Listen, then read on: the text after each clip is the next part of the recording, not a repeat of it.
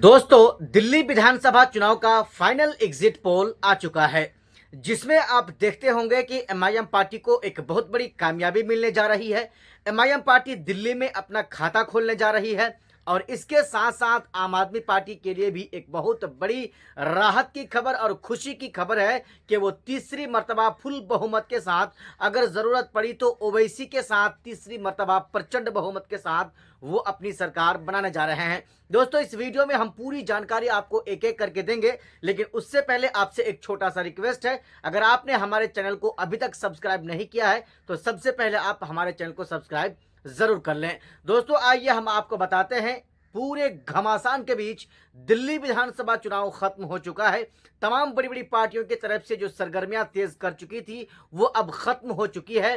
चुनाव खत्म होने के साथ साथ दोस्तों, कांग्रेस पार्टी हो या फिर आम आदमी पार्टी हो, इन तमाम पार्टी या भारतीय जनता पार्टी भाजपा की पार्टी, इन तमामों की तरफ से ताना खींची बिल्कुल अपनी पूरी ताकत के साथ की गई। हर पार्टी चाह रही थी कि हम अपनी सरकार वहां पर बनाएं, लेकिन उसी बीच में ओवैसी ने वहां पर एक बहुत बड़ा खेल कर दिया है, एक बहुत बड़ा चमत्कार कर दिया है। दोस्तों, जितने भी न्यूज चैनल वाले हैं सभी ने अपना न्यूज चैनल में अपना एग्जिट पोल दिखाया है, लेकिन अन्य में एमआईएम पार्टी को एक सीट जरूर दे रहा है। दोस्तों, वो खुशखबरी ये है कि एमआईएम पार्टी ओखला विधानसभा से शफाउर रहमान एक बहुत बड़ी जीत हासिल करने जा रही है कल। जी हां, यानी आज 7 फरवरी है और कल 8 फरवरी यानी कल। अब तक आप देखेंगे सोशल मीडिया के माध्यम से, चूंकि 11:30-12 बज रहा है, अब तक आप देखेंगे कि खेल हो चुका है दिल्ली के अंदर। यानी आम आदमी पार्टी 40 से 45 सीटों पर बढ़त बना चुकी होगी और एमआईएम पार्टी भी एक जबरदस्त सीट में कामयाबी हासिल कर चुकी होगी।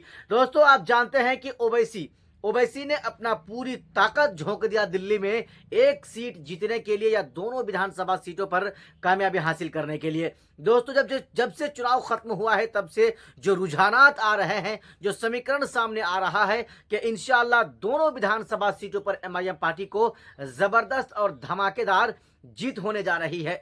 ओखला विधानसभा से शफाउर रहमान साहब को और मुस्तफाबाद विधानसभा से हाजी ताहिर हुसैन साहब को। आप जानते हैं कि इन दोनों विधानसभाओं में लोगों ने ना इस बार विकास का काम को देखा और ना ही वर्तमान या पूर्व के सरकार की जो योजनाएं हैं, जो एजेंसीज हैं, किसी चीज पर उन लोगों ने ध्यान नहीं दिया। सिर्फ हक और हक यानी इंसाफ और नाइंसाफी की जो लड़ाई है वहां पर जो चल रही थी, उनके जो है हक में वहां पर वोट डाला है।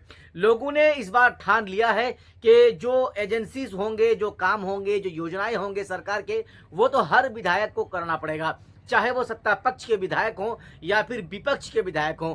इसलिए दोस्तों, सबने ठाना है कि हमारे यहाँ से विधायक भी शफाउर रहमान होंगे, हाजी ताहिर हुसैन होंगे, तो जो सरकार की योजनाएं हैं, जो सरकार की एजेंसीज हैं, जो पॉलिसीज हैं, वो तो ये विधायक भी हम तक लाकर पहुंचाएंगे। यही सोचकर वहां के लोगों ने अपना मन बनाया है और इस बार खुलकर शफाउर रहमान को और हाजी ताहिर हुसैन को वहां पर वोट डाला है और इंशाअल्लाह कामयाबी मिलेगी। दोस्तों, मैं आपको बता रहा हूं कि समीकरण इस बार दिल्ली में ओवैसी ने बदल कर रख दिया, महज 2 विधानसभा सीटों पर चुनाव लड़कर।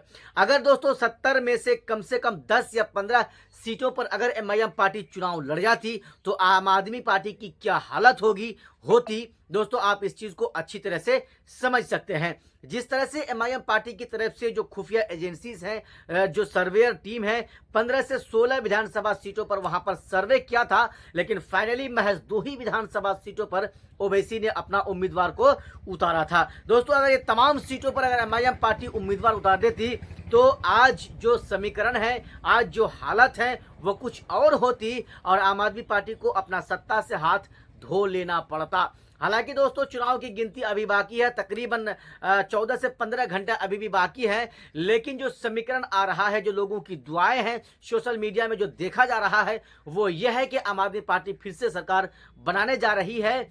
और बाय द वे दोस्तों, अगर एक सीट की हेरा फेरी हो जाती है, क्योंकि आम आदमी पार्टी और भारतीय जनता पार्टी के बीच वहां पर इस बार कांटे का टक्कर है और कहीं ना कहीं एमआईएम पार्टी के 2 विधायक बन जाते हैं और आम आदमी पार्टी को 2 ही विधायकों की जरूरत पड़ती है।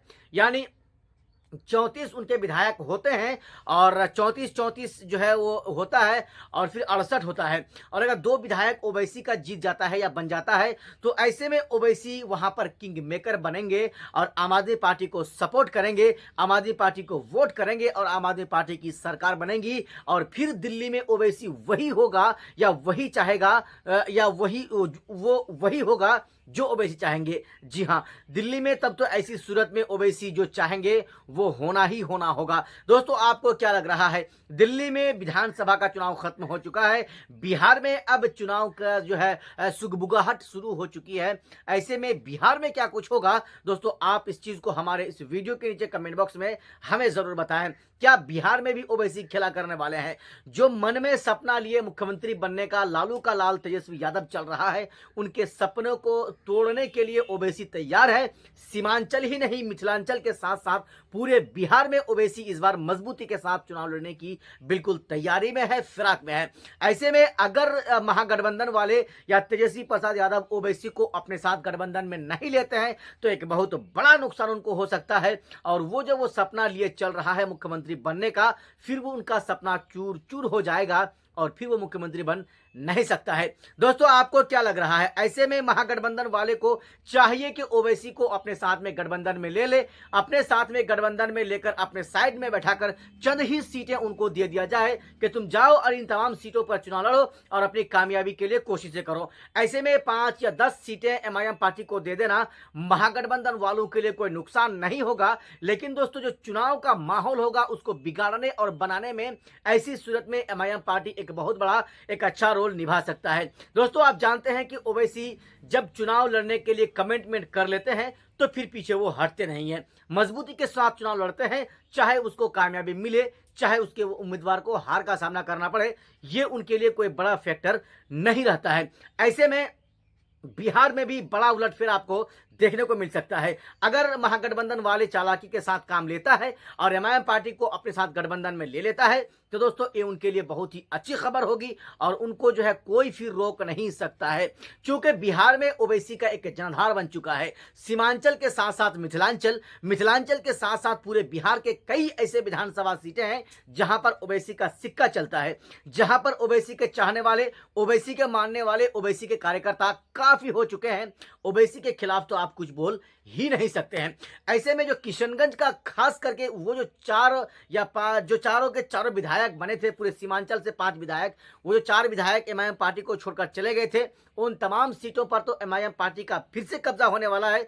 चूंकि विधायक भागकर चले गए हैं, एमआईएम पार्टी को छोड़ दिए हैं, लेकिन जो कार्यकर्ता है वो अभी भी ओवैसी के साथ बना हुआ है। उनका रिश्ता, उनका ताल्लुक, उनका नाता ओवैसी और एमआईएम पार्टी के साथ अभी भी जुड़ा हुआ है। ऐसे में जो भी शख्स एमआईएम पार्टी से चुनाव लड़ने को आएगा उसकी किस्मत फिर से बचेगी और फिर से वो चुनाव जीतकर बिहार विधानसभा जा सकते हैं। बाकी दोस्तों आपको क्या लग रहा है, दिल्ली में कल क्या कुछ होने वाला है, आप हमें जरूर बताएं।